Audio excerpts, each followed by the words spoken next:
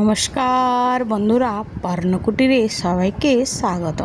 আজকে আমি একটা একদম নতুন রেসিপি নিয়ে হাজির হয়েছি আপনাদের সামনে। আজকের রেসিপি নামও যেমন সুন্দর, খেতেও তেমনি অপূর্ব স্বাদ। তা আজকের রেসিপির নাম হচ্ছে বেগুন সুন্দরী। এইখানে আমি নিয়ে নিয়েছি আমার পরিমাণ মতো বেগুন। আপনারা এর থেকে বেশিও নিতে পারেন। তো আজকের রেসিপির নাম আমি বলেই দিই। আজকের রেসিপির নাম হচ্ছে বেগুন সুন্দরী। আহা, নামও যেমন, খেতেও অপূর্ব স্বাদ। আর এখানে কিচ্ছু মশলা লাগবে না, সামান্য আমি এখানে নিয়েছি সাদা সরষা, কালো সরষা, পোস্তদানা আর 2টো কাঁচা লঙ্কা। আপনারা এর থেকেও বেশি ঝাল খেতে চাইলে নিয়ে নেবেন। আর নিয়েছি সামান্য পেঁয়াজ কুচানো। এই রেসিপি দিয়ে আপনি অনায়াসে এক থালা ভাত খেয়ে নিতে পারবে, আর কিচ্ছু লাগবে না। এখন আমি এই বেগুনের মধ্যে নুন হলুদ বেশ ভালোভাবে মেখে নেব। এই রেসিপি এত সুন্দর হয় খেতে, এত টেস্টি যে কি বলবো। আপনি মাছের থালা বাদ দিয়ে মাছের বাটিটা সরিয়ে এই বেগুন সুন্দরী বেছে নেবেন, এত টেস্টি হয় খেতে। এর অপূর্ব স্বাদ। আরে এই রান্না তো আর আজকের রান্না নয়, এটা খুব পুরনো রান্না। আমি তো বলছি নতুন নিউ রেসিপি, তাই আমার কাছে নতুনই, কিন্তু আসলে রান্না অনেক পুরনো। তো দেখতে পাচ্ছেন আমি কীরকমভাবে মেখে নিয়েছি। আমি এখানে বেগুনগুলোকে ভেজে নেব বেশ লাল লাল করে। তো এখানে আমি উল্টিয়ে পাল্টিয়ে এপিট উপিট বেশ ভালোভাবে বেগুনগুলো ভেজে নেব। ঠিক দেখছেন কীরকমভাবে আমি বেগুনগুলো ভেজেছি, ঠিক এরকমভাবেই আপনারাও ভেজে নেবেন। বেগুন সুন্দরী বানানোর জন্য বেগুনগুলোকে ঠিক এরকমভাবেই ভাজতে হয়।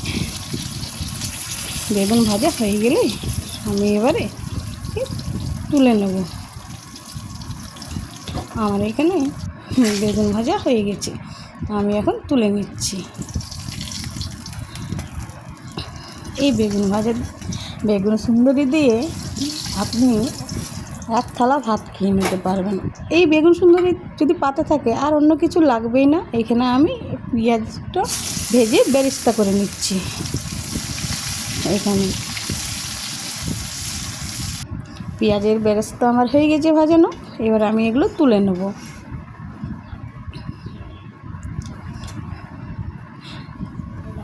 বাস, বেরেস্তা তুলানো হয়ে গেছে। এবারে ওই তেলে আমি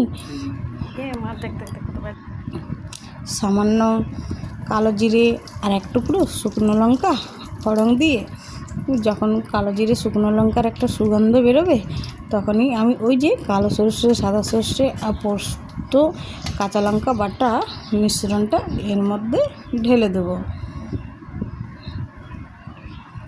এখন আমি মশলাটা ঢেলে দিচ্ছি।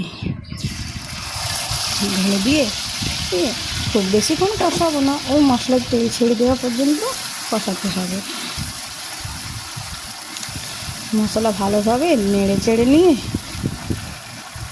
এর মধ্যে এবারে দিয়ে দেবো আমি পরিমাণ মতো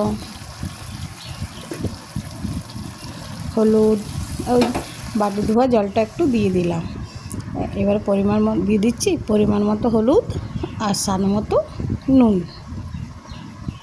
বেগুন ভাজাতে কিন্তু আমি নুন দিয়েছি, তাই বাবু আমি নুনটা একটু বুঝে সুঝিয়ে দিয়েছি।